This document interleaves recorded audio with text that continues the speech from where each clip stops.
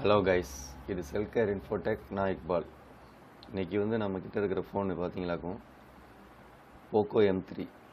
இது இன்னொரு ஷாப்ல இருந்து நமக்கு வந்திருக்கு. ஆக்சுவலாக இதில் என்ன ப்ராப்ளம் அப்படின்னா ரிங்கர் வேலை செய்யலை, எரர் அப்படின்னு சொல்லி காட்டுது. உங்களுக்கு நீங்கள் செக் பண்ணி காட்டுறேன். ரிங்டோனு ஆடியோ சிஸ்டம் எதுவுமே மொத்தமாக வேலை செய்யலை. இயர் ஸ்பீக்கரும் வேலை செய்யலை, ரிங்டோனும் வேலை செய்யலை. இப்போ ஏதாவது ஒரு ரிங்கரை ப்ளே பண்ணால் எரர் அப்படின்ட்டு வருது. எதை ப்ளே பண்ணாலும் எரர் அப்படின்ட்டு வருது.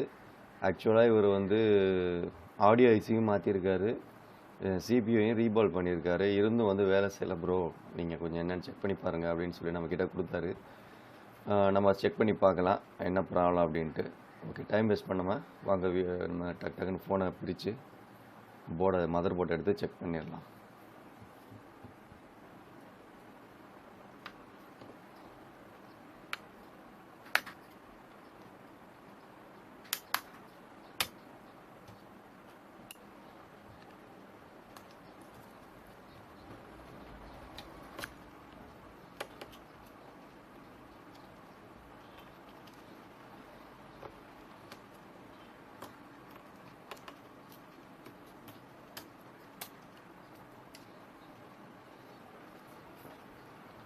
போர்டை பிரித்தாச்சு, பேனலில் கழட்டியாச்சு, பேக் டோரை கழட்டியாச்சு. ஆக்சுவலாக உங்களுக்கு பார்த்தாலே தெரியும், இங்கே ஷீல்டு ஓப்பன் பண்ணியிருக்கு, இங்கேயும் வேலை பார்த்துருக்காரு. இது ஆடியோ ஐசி. இந்த ஐசி மாற்றிருந்தேன்னு சொல்லியிருந்தார். இப்போது சிபியூவையும் ரீபால் பண்ணேன்னு சொல்லியிருந்தார். போர்டை தனியாக வெளியில் கழட்டி சிபியூ ரீபால் பண்ணியிருக்காரா அப்படிங்கிற நம்ம செக் பண்ணிக்கலாம். இப்போ சுவிட்ச் ஆஃப் பண்ணிக்கலாம் ஃபோனை.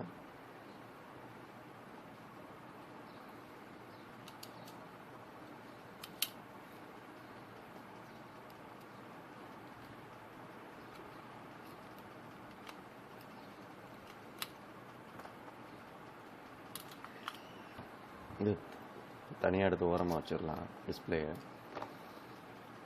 ஸோ இதான் கைஸ் போர்டு, மதர் போர்டு. சிபியூவையும் ரீபால் பண்ணியிருக்காரு, உங்களுக்கு பார்த்தாலே தெரியும். சீல்டு ஓப்பன் பண்ணியிருக்கு, சிபியூ ரீபால் பண்ணியிருக்காரு. அவர் ரீபால் பண்ணியும் எனக்கு ரிங்கர் வேலை செய்யலை அப்படின்னு சொல்லி தான் கொடுத்தாரு. என்னோடய கெஸ்ஸிங் படி இதில் பார்த்தீங்களாக்கும் சிபியூவிலேருந்து வர்ற சிக்னல் லைன்ஸ் கண்டினியூட்டி இல்லாமல் இருக்கும்னு நினைக்கிறேன். என்னுடைய கெஸ்ஸிங் அதுதான். ஏதாவது லைன் மிஸ் ஆகிருக்கும், ரீசெட் லைனு, டேட்டா லைனு, ஏதாவது ஒரு லைன் மிஸ் ஆகிருக்கும். அது மிஸ் ஆனதுனால தான் அது எரர் சொல்லி காமிக்கும். ஸோ அவர் ரீபாலும் பண்ணிட்டாரு, ஆடியோ ஐசியும் மாற்றி பார்த்துட்டாரு, எந்த ஒரு ரெஸ்பான்ஸுமே இல்லை அப்படின்னா 100% லைன் மிஸ் ஆகிருக்கும் கண்டிப்பாக. ஸோ நம்ம இதை ஐசியை கழட்டிட்டு நம்ம ஒரு ஜிஆர் வேல்யூ செக் பண்ணிடலாம். ஃபஸ்ட்டு ஆடியோ ஐசியை ஓப்பன் பண்ணிவிட்டு அதில் இருக்கிற ஜிஆர் வேல்யூலாம் கரெக்டாக வருதா, கிரவுண்ட் ரெசிஸ்டன்ஸ் கரெக்டாக இருக்கா அப்படிங்கிறத செக் பண்ணிடலாம். அதிலேயே தெரிஞ்சிடும் உங்களுக்கு சிபியூவிலேருந்து வர லைன் எதுவும் மிஸ் ஆகுதா அப்படின்ட்டு. ஸோ வாங்க அதை கழட்டிட்டு என்னென்னு பார்த்துடலாம். கைஸ், இது கழட்டியாச்சு, போர்டை கழட்டியாச்சு. இந்த கனெக்டர்ஸு, பிளாஸ்டிக் பார்ட்ஸ்லாம் பேர்ன் ஆகாமல் இருக்கிறதுக்காக கவர் பண்ணியாச்சு. ஓகே, இப்போ இந்த ஆடியோ ஐசியை ஓப்பன் பண்ணிவிட்டு நம்ம ஜிஆர் வேல்யூ செக் பண்ணிடலாம்.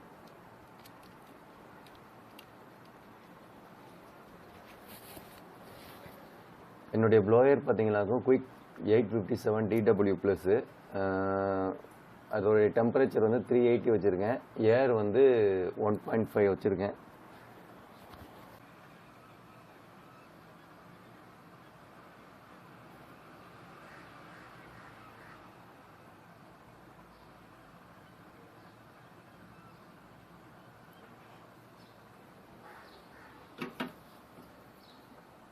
இந்த ஆடியோ ஐசியை கலட்டியாச்சு கைஸ்.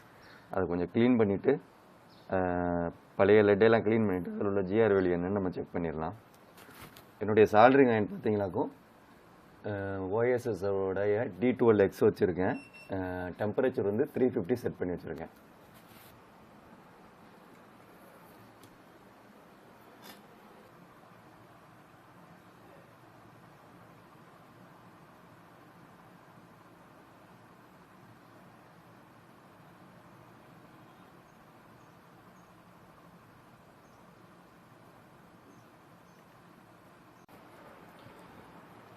ஓகே கைஸ், இது வந்து ஜிஆர் செக் பண்ணியாச்சு. ஆக்சுவலாக என்ன பிரச்சனை அப்படின்னா டேட்டா 0 லைன் வந்து மிஸ் ஆகுது. சிபியூலேருந்து ஆடியோ ஐசிக்கு வர டேட்டா 0 லைன் வந்து மிஸ் ஆகுது. அதை ஒரு மைக்ரோ ஜம்பர் அடிச்சிட்டமாக்கும் 100% அது வேலை செய்யும். ஸோ வாங்க நம்ம நெக்ஸ்ட் ஸ்டெப்புக்கு போகலாம். ஃப்ரெண்ட்ஸ், நம்ம வந்து டேட்டா 0 லைனு மிஸ் ஆயிடுச்சு அப்படின்னு சொல்லி பார்த்துருந்தோம். அந்த டேட்டா 0 லைனை ஸ்கீமேட்டிக்லையும் எந்த இடத்துல இருந்து எங்கே வந்து மிஸ் ஆகுது அப்படிங்கிறத ப்ரீஃபாக பார்த்துடலாம். உங்களுக்கு ரொம்ப யூஸ்ஃபுல்லாக இருக்கும். நான் ஆல்ரெடி ஒரு வீடியோ போட்டிருந்தேன், போர்னியோ ஸ்கீமேட்டிக்கை எப்படி யூஸ் பண்ணுறது அப்படின்ட்டு. அந்த வீடியோ பார்க்காதவங்களுக்கு மேலே கார்டு தரேன், அதில் போய் பாருங்க, கிளிக் பண்ணி. இல்லாட்டி டிஸ்கிரிப்ஷன்லேயும் லிங்க் தரேன், போய் பாருங்கள். உங்களுக்கு ரொம்ப யூஸ்ஃபுல்லாக இருக்கும். அதை பார்த்துட்டு இதை பார்த்தீங்கன்னாங்க உங்களுக்கு ஈஸியாக புரியும். ஸோ இது வந்து போர்டோடைய ஃப்ரண்ட் சைடு. அப்படியே மேலே போனோமாக்கு இது வந்து பேக் சைடு. இது வந்து சிபியூ. இந்த லொக்கேஷனில் இருக்கிறது வந்து இந்த U2201ங்கிறது வந்து ஆடியோ ஐசி. இதை கிளிக் பண்ணிவிட்டு ஸ்கீமேட்டிக் உள்ளே போய் ரைட் கிளிக் பண்ணி பேஸ்ட் பண்ணமாக்கும் அந்த ஐசியோடைய நம்பர் வந்துடும். இந்த ஏரோவை கிளிக் பண்ணமாக்கும் அது அதனுடைய லொக்கேஷனுக்கு போயிடும். இதுதான் இந்த ஐசியோடைய நம்பர், WCD 9370 ஆடியோ ஐசி. இதில் நம்ம வந்து 12th பின்ல நம்மளுக்கு வந்து டேட்டா 0, டேட்டா 1 இந்த லைன் தான் நம்மளுக்கு வந்து மிஸ்ஸிங்கு. 12th பின்னு இந்த ஐசியில் உள்ள 12th பின்னில் தான் அந்த லைன் வந்து மிஸ் ஆச்சு. இது இன்டர்னலாக உள்ள லைனு. நம்ம வந்து எக்ஸ்டர்னலாக இந்த டேட்டா லைனை வந்து ஜம்பர் வெடித்து யூவி மாஸ்க் போட்டு ஃபிக்ஸ் பண்ணி ரெடியாக வச்சாச்சு. அதை பார்த்துருப்பீங்க. ஸோ இந்த லைனு, இதே லைனை நம்ம பிட் மேப்பில் போய் பார்த்தோமாக்கும் உங்களுக்கு இன்னும் தெளிவாக தெரியும். பிட் மேப்லையும் போய் பார்த்துடலாம். இதுதான் பிட் மேப்பு. இதில் வந்து உங்களுக்கு இன்னும் பிக்சர் வந்து கிளியராக கிடைக்கும்.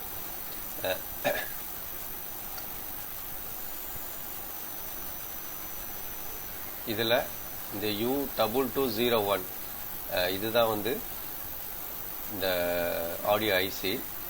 இதில் இன்னும் ஜூம் பண்ணிக்கிட்டே போனீங்களாகும் நம்பர்ஸ் கிளியராக விஷன் ஆகும். இதில் நம்மளுக்கு 12th பின்னு, இந்த 12th பின்னில் தான் ஜிஆர் வேல்யூ வரல. அதுக்கு தான் நம்ம எக்ஸ்டர்னலாக வந்து ஜம்பர் அடித்தோம். ஸோ இதை கிளிக் பண்ணமாகும் க்ரீன் கலரில் லைட்டு பிளிங்க் ஆகும். பிளிங்க் ஆகுது, க்ளோ ஆகும். இதை வந்து அப்படியே சிபியூலையும் போய் பார்த்தமாக்கும் அங்கேயும் வந்து இதுக்குள்ள லைனை வந்து காட்டும். இது சிபியூ. இங்கே பார்த்தீங்கல்ல, இங்கே வந்து கிரீன் கலர் லைட்டு க்ளோ ஆகுது. ஸோ இதுக்கும் அதுக்கும் உள்ள இன்டர்னல் லைன் தான் மிஸ்ஸிங்கு. ஆல்ரெடி நான் போர்னியோ ஸ்கீமேட்டிக்கில் சொல்லியிருப்பேன், இந்த கலர்ஸோடைய வச்சு எது வந்து லைனு, எது கிரவுண்டு, எது என்சி அப்படின்ட்டு. இந்த ப்ளூ கலர் வந்து என்சி, அதில் வந்து மென்ஷன் பண்ணியிருப்பாங்க. ஆரஞ்சு ஃபுல்லாக லைனு, இந்த ப்ரௌன் கலர் ஃபுல்லாக கிரவுண்டு. என்னுடைய ஆல்ரெடி வீடியோ இருக்கும், இதை பற்றின டீட்டெயில் ப்ரீஃப் வீடியோ. அதை போய் பாருங்கள், இன்னும் உங்களுக்கு டீட்டெயிலாக புரியும். ஸ்கீமேட்டிக் யூஸ் பண்ணுறதுக்கும் உங்களுக்கு வந்து ஒரு கிளாரிட்டி இருக்கும். இதை வந்து இன்னும் நம்ம பக்காவாக பார்க்கணும் அப்படின்னா இந்த ரெஸ்ட் லைனை வந்து ஆன் பண்ணி விட்டமாக்கும் அது லைன் போட்டு கிளியராக காமிச்சிடும். எதுக்கும் கனெக்ஷனு, எந்தெந்த லைனு, எந்தெந்த பால்ஸ்க்கு எதுக்கும் கனெக்ஷன் அப்படின்ட்டு. பாருங்கள், அந்த ஆடியோ ஐசியிலேருந்து நம்மளுக்கு இந்த சிபியூவில் AE20ங்கிற பின்னுக்கும் அதில் இருக்கிற 12th பின்னுக்கும் உள்ள லைனு மிஸ் ஆயிடுச்சு. நம்ம எக்ஸ்டர்னலாக அடித்து ரெடி பண்ணி வச்சாச்சு. யூவி மாஸ்க் போட்டு ஜம்பர் பண்ணி வச்சாச்சு. ஸோ இவ்வளோதான் கைஸ்.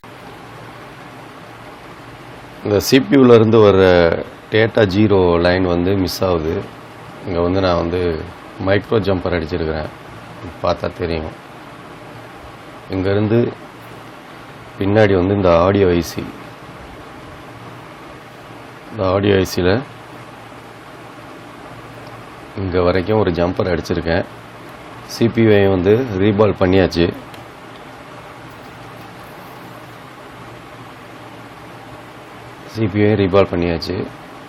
நெக்ஸ்ட் வந்து இதில் ஃபிக்ஸ் பண்ணி டேட்டா 0 லைன் வந்து ஜிஆர் வேல்யூ காட்டுது அப்படின்னு செக் பண்ணலாம்.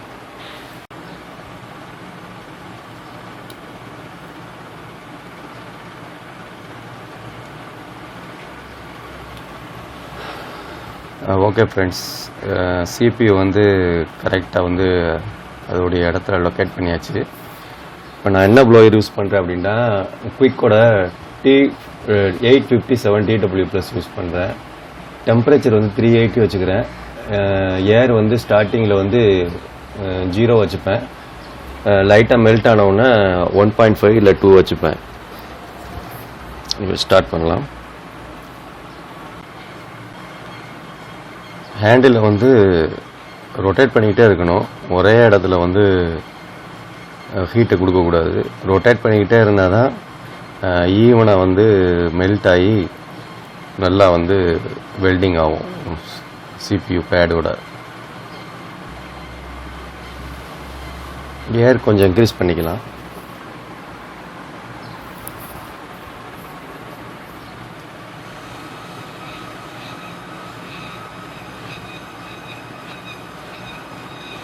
லைட்டாக வந்து பேஸ்ட் வச்சுக்கலாம்.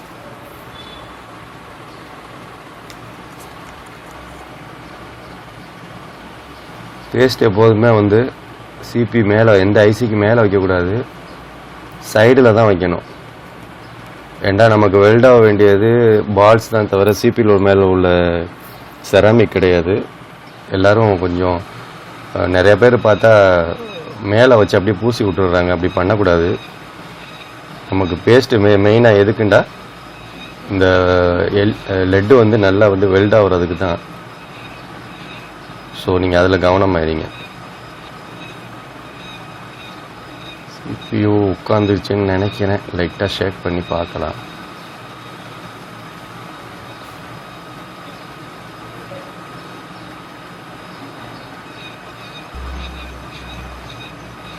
ஓகே கைஸ், CPU நல்லா ஃபிட் ஆயிடுச்சு.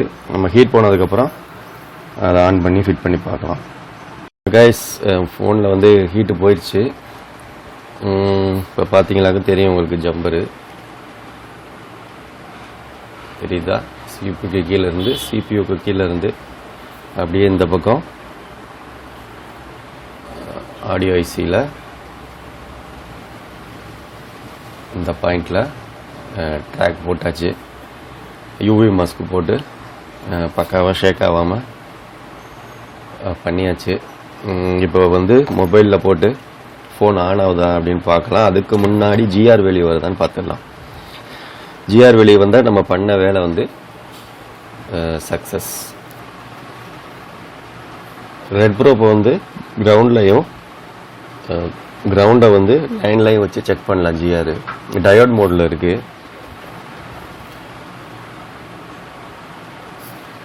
ஓகே ஃப்ரெண்ட்ஸ், இங்கே பாருங்கள் 520 வருது GR வேல்யூ. ஓகே, லைன் வந்து அப்போ பக்காவாக ஃபிக்ஸ் ஆயிடுச்சு. இப்போ மொபைலில் போட்டு போர்டு ஆன் ஆகுதா என்னங்கிறத பார்த்துடலாம்.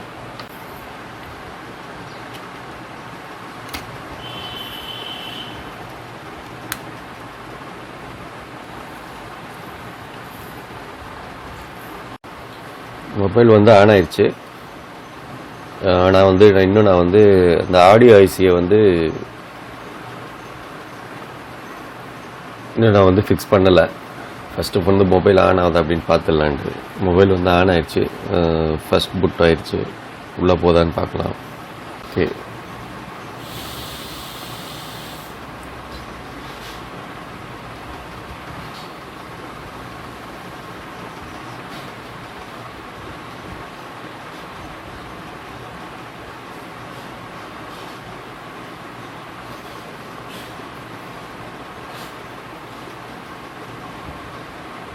அதே எரர் தான் காட்டுது பாருங்கள்.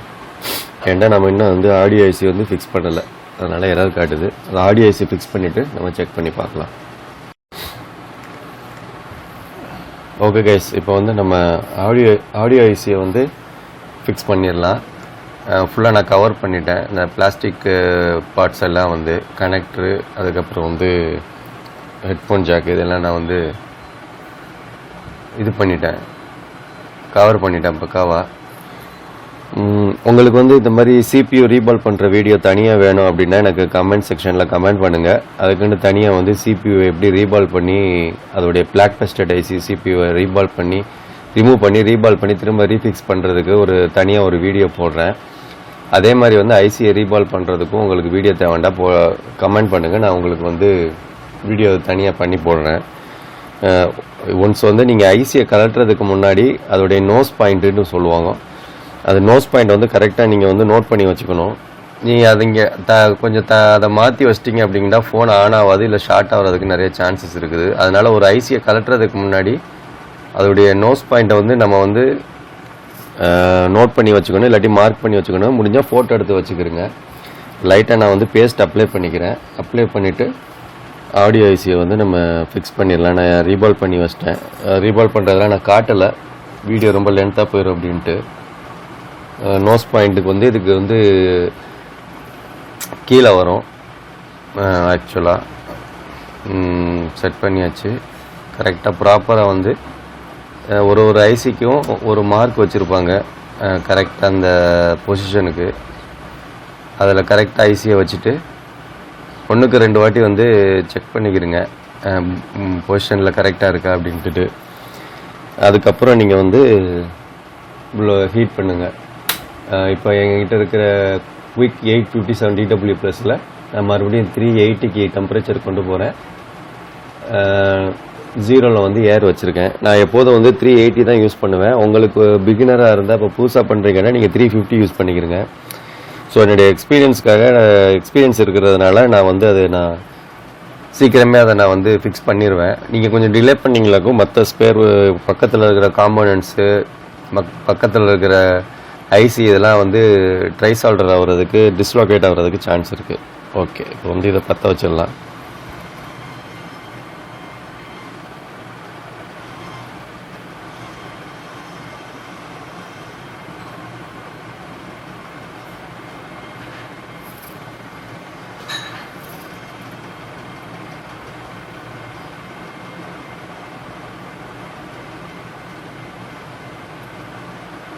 ஃபிக்ஸ் ஆயிடுச்சுன்னு நினைக்கிறேன். உங்களுக்கே எக்ஸ்பீரியன்ஸில் தன்னால் தெரிஞ்சிருங்க அது வந்து ஃபிக்ஸ் ஆயிடுச்சா இல்லையா அப்படின்ட்டு. அந்த ஐசிக்கு கீழே வந்து நம்ம வைக்கிற பேஸ்ட்டு வந்து பார்த்தீங்களா ஷேக் ஆகுதா? இன்னொரு வாட்டி பண்ணி காமிக்கிறேன். ஓகே, ஃபிக்ஸ் ஆயிடுச்சு, அவ்வளோதான். அது ஐசி வந்து லைட்டாக ஷேக் பண்ணி பார்க்கணும். லைட்டாக ஷேக் ஆனாலே நம்ம புரிஞ்சுக்கிற வேண்டியதான் அது வந்து கரெக்டாக பால்ஸ் வந்து உட்காந்துரும் அப்படின்ட்டு. நம்ம ரீபால் பண்ணுறது எப்போதுமே சீக்கிரமே வந்து உட்காந்துரும். ஏன்டா நம்ம யூஸ் பண்ணுற பேஸ்ட்டு பார்த்தீங்களாக்கும் 183. நான் யூஸ் பண்ணுறது எல்லாமே வந்து 183. நார்மலாக எல்லோரும் தான் யூஸ் பண்ணுவாங்க. 183 டிகிரி. அது வந்து சீக்கிரமே வந்து நம்ம வைக்கிற டெம்பரேச்சருக்கு மெல்ட் ஆயிரும். ஆனால் வந்து ஃபேக்ட்ரியிலேருந்து வர்றது பார்த்தீங்களாக்கும் அது மெல்ட் ஆகிறதுக்கு டைம் எடுக்கும். ஏன்டா அதோடைய ஸ்ட்ரென்த் வந்து அதிகமாக இருக்கும். நம்ம ரீபால் யூஸ் பண்ணுறது வந்து 183ங்கிறதுனால நம்ம ஒரு 350, 380, 370, 360 வச்சாலே ஒரு 1 மினிட்லேயே வந்து அது வந்து அதோடைய பொசிஷனுக்கு போயிடும். ஸோ இது வந்து ஹீட் வந்து போட்டோம். ஹீட் போனதுக்கப்புறம் நம்ம போர்டில் போட்டு ஃபிக்ஸ் பண்ணி நம்ம பார்த்த வேலை சக்ஸஸ் ஆயிடுச்சா இல்லையா அப்படிங்கிறத பார்க்கலாம். ஃப்ரெண்ட்ஸ், ஹீட்டு போயிடுச்சு, போர்டு கூல் ஆயிடுச்சு. பாருங்கள், இந்த பக்கம் நம்மளுடைய ஜம்பரு ஐசி பக்காவாக ஃபிக்ஸ் ஆயிடுச்சு. அதே போல் பின்பக்கம் சிபியூலேருந்தும் இங்கேருந்து லைனு. ஓகேங்களா? இதை அப்படியே போர்டில் போட்டு ஃபிக்ஸ் பண்ணி நம்ம இவ்வளோ நேரம் பண்ண வேலை ஒர்த்தா இல்லையா அப்படிங்கிறத செக் பண்ணிடலாம்.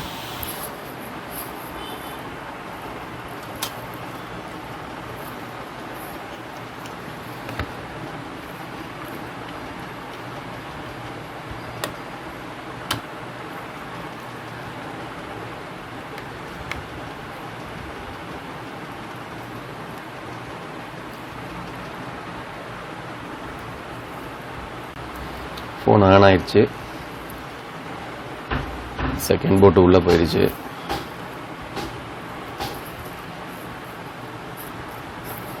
ஓகே, என்ன கண்டிஷன் பார்த்துடலாம். ஓகே ஃப்ரெண்ட்ஸ், சவுண்டு வந்துச்சு, டக்குண்டு சக்ஸஸ் ஆயிடுச்சுன்னு தான் நினைக்கிறேன். பார்த்துடலாம்.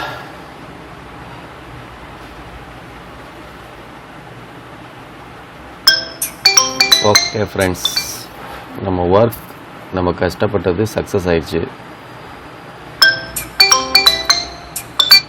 Ringtone okay.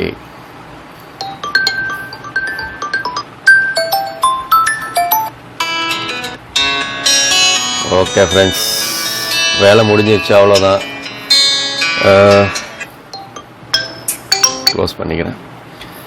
ஒரு ரிப்பேரிங் வீடியோ எடுத்து போடுறது அவ்வளோ ஈஸி இல்லை ஃப்ரெண்ட்ஸ். ஒரு அந்த ஒர்க்லேயும் ஃபோக்கஸ் பண்ணிக்கிட்டு நம்ம வந்து வீடியோவும் ஷூட் பண்ணி உங்களுக்கும் வந்து புரிகிற மாதிரி காட்டணுங்கிறது சாதாரண விஷயம் இல்லை. ரிப்பேரிங் வீடியோ போடுற ஒவ்வொருத்தருக்குமே இந்த கஷ்டம் கண்டிப்பாக தெரியும். அதனால் எங்களுக்கு, அதாவது இந்த மாதிரி சேனலுக்கு தொடர்ந்து வந்து சப்போர்ட் பண்ணுங்கள். நம்ம சேனலை மறக்காமல் சப்ஸ்கிரைப் பண்ணுங்கள். உங்களுக்கு இதில் ஏதாவது டவுட் இருக்குது, இல்லை CPU ரீபால் பண்ணுற வீடியோ தனியாக வேணும் அப்படின்னா கமெண்ட் செக்ஷனில் சொல்லுங்கள். கண்டிப்பாக நான் வந்து அதுக்கான தனியான வீடியோ எடுத்து போடுறேன். மறக்காமல் நம்ம வீடியோவை பார்த்து லைக் கொடுங்க, உங்கள் ஃப்ரெண்ட்ஸுக்கும் ஷேர் பண்ணுங்கள். உங்களுக்கு கண்டிப்பாக இந்த வீடியோ யூஸ்ஃபுல்லாக இருக்கும்னு நான் நம்புகிறேன். ஸோ மறுபடியும் நான் ஒரு நெக்ஸ்ட் வீடியோவில் உங்களை நான் சந்திக்கிறேன். அது வரைக்கும் பாய். தேங்க்ஸ் ஃபார் வாட்சிங்.